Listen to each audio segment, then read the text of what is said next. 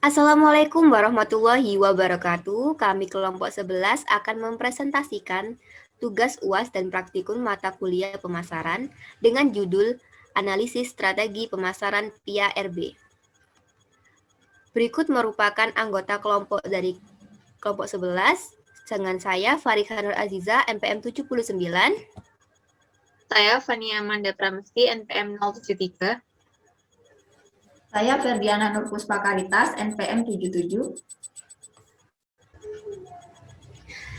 Latar belakang, teknologi yang semakin maju membuat daya saing industri semakin ketat. Perusahaan yang dapat bertahan dan mampu bersaing merupakan perusahaan yang memiliki strategi pemasaran yang tepat. Salah satunya adalah IARB yang merupakan industri pangan. Oleh karena itu, penulis melakukan penelitian analisis strategi pemasaran terhadap IARB berupa strategi STP, bauran pemasaran, dan analisis SWOT. Analisis strategi pemasaran ini diharapkan dapat mampu membantu PIARB dalam bertahan dalam persaingan dan meningkatkan volume penjualan. Jenis penelitian. Penelitian ini merupakan penelitian berjenis penelitian lapangan dengan metode deskriptif. Tempat dan waktu penelitian. Penelitian ini dilakukan di Warurejo, Gang Nangka, RT 4 RW 3 Gempol, Kabupaten Pasuruan pada 5 Juni 2021. Sumber data ini menggunakan dua sumber data, yaitu data primer dari pemilik dan beberapa karyawan, dan data sekunder dari jurnal ilmiah, inskripsi, dan informasi lainnya. Teknik pengumpulan data yang dilakukan oleh penelitian ini yaitu wawancara dan dokumentasi. Teknik analisa data. Teknik analisa data yang digunakan pada penelitian ini yaitu analisis SWOT, matrik IFAS, matrik EVAS, dan matrik internal eksternal. Profil PIA-RB. PIA-RB merupakan suatu usaha pangan industri rumah tangga yang didirikan oleh Ibu Nini sejak tahun 2010. Saat ini, PIA-RB telah mendapatkan perizinan PIRT dan memiliki 7 cabang toko yang menyebar di Jawa Timur. Sedangkan pusat PIA-RB berada di Warurejo, Gang Nangka RT 4 RW 3 Gempol Pasuruan. Usaha PIA-RB ini tergabung dalam paguyuban bernama Paguyuban Kembang Waru yang dapat menaungi usaha industri pangan rumah tangga untuk mengembangkan usahanya. Segmentasi.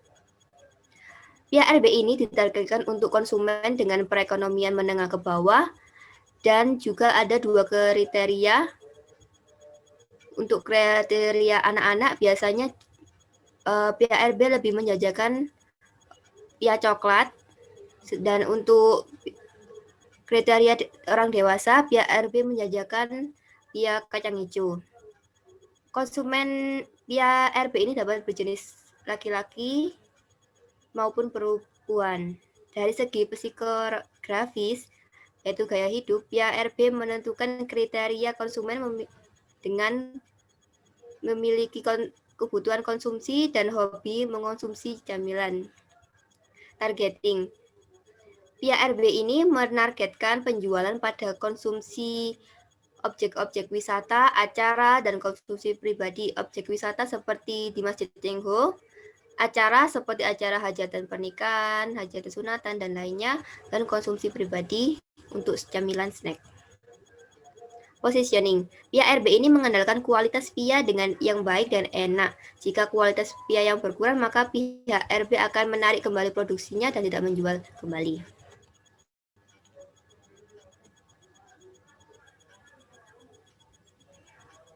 Selanjutnya, marketing mix. Produk PIA-RB ini memiliki berbagai macam varian isi dan jumlah. Berdasarkan isi PIA-RB memiliki 12 varian isi. Kemudian berdasarkan jumlah isi, PIA-RB ini menyediakan berbagai jumlah isi, yaitu ada isi 6, isi 8, isi 10, 12, 14, 20, dan 24. Untuk tempatnya, produksi PIA-RB berpusat di Warurejo, Gang Nangka, RT 4, RW 3, Gempol, Pasuruan. PIA-RB juga memiliki 7 cabang toko di daerah lain, yaitu Jalan Gerilaya Surabaya, Desa Kolursari, Bangil, Pasuruan, Jalan Raya Stasiun, Taman Sidoarjo, Jalan Sulawesi, Jombang, Jalan Raya Tumapel Malang, Jalan Aren Gresik, dan Perumtas Wonoayu Sidoarjo.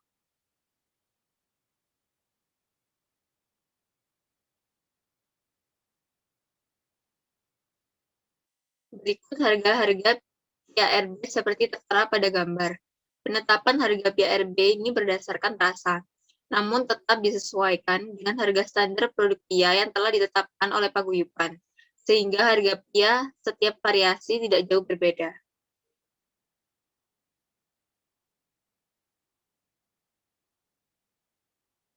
Untuk promosinya, PARB mendirikan beberapa cabang toko untuk memperluas jangkauan promosi. Dalam hal ini, PARB juga melakukan promosi dengan ikut serta membuat stand atau berjualan di berbagai event. Selain itu, PARB aktif dalam kegiatan sosial seperti mengembangkan produk mereka untuk konsumsi korban bencana, sekaligus mengenalkan produk mereka. Kemudian PARB ini juga memanfaatkan teknologi untuk promosi, seperti Instagram, Facebook, Shopee, GoFood, dan GrabFood. Berikut analisis SWOT untuk PARB. Strength, kualitas produk lebih terjamin. Kedua, harga terjangkau. Tiga, lokasi strategis. Dan yang keempat, jangkauan konsumen lebih luas dengan banyaknya cabang toko. Kemudian weakness, yang pertama, keterbatasan produksi harian, pelayanan toko yang kurang baik, dan produk tidak tahan lama. Opportunities, yang pertama, kegemaran kebanyakan masyarakat Indonesia ini untuk mengonsumsi camilan. Terus yang kedua, adanya paguyuban home industri Kampung Pia. Dan yang terakhir, adanya acara hajatan masyarakat. Kemudian trade, yang pertama, banyak pesaing produk sejenis, turunnya selera masyarakat, langkanya bahan baku, dan harga fluktuatif bahan baku. Dari perhitungan matrik IFAS, seperti pada gambar, diperoleh hasil sebesar 2,725. Hal ini membuktikan bahwa secara internal, PARB ini mampu menggunakan kekuatannya untuk mengatasi kelemahan yang dimiliki. Berdasarkan penelitian kami, didapatkan data seperti pada di gambar tersebut, dan didapatkan skor nilai matrik EVA sebesar 2,2. Nilai ini menggambarkan bahwa faktor eksternal dari PARB itu masih tergolong lemah, dan berarti bahwa PARB masih belum bisa memanfaatkan peluang secara maksimal. Selain itu, PARB juga masih belum dapat mengatasi ancaman dari luar. Kemudian pada matriks IE didapatkan hasil seperti pada digambar. Pada gambar matriks IE didapatkan posisi PARB berada di divisi 5, yaitu di mana posisi tersebut merupakan posisi yang stabil, sehingga perusahaan PARB perlu mempertahankan strategi yang mereka punya untuk saat ini. Dan untuk itu mereka perlu strategi seperti penetrasi pasar, strategi pengembangan produk, dan strategi pengembangan pasar. Contohnya untuk pengembangan pasar itu seperti bagaimana PARB ini dapat menjual produknya yang produk lama mereka dengan segmentasi konsumen yang baru. Pada matriks SWOT ini menggambarkan bagaimana strategi yang bisa dipakai oleh PARB. Seperti pada gambar, yaitu terdapat kekuatan dan peluang, kemudian terdapat kelemahan dan peluang. Di sini untuk strategi untuk kekuatan dan peluang, yaitu strategi yang menggunakan kekuatan untuk memanfaatkan peluang hingga bisa maksimal, seperti itu. Sedangkan untuk kelemahan dan peluang itu bagaimana PARB dapat meminimalisir kelemahan mereka dan memanfaatkan peluang yang ada. Kemudian, yaitu matriks SWOT kedua, yaitu pertama kekuatan dan ancaman. Di sini strategi yang digunakan yaitu strategi itu harus bisa memanfaatkan kekuatan yang dipunyai oleh PARB untuk mengatasi ancaman yang kemungkinan akan datang. Kemudian untuk weakness dan threat itu yaitu bagaimana PARB menggunakan suatu strategi yang bisa meminimalisir kelemahan mereka, namun bisa juga untuk mengatasi ancaman yang dapat mereka terima.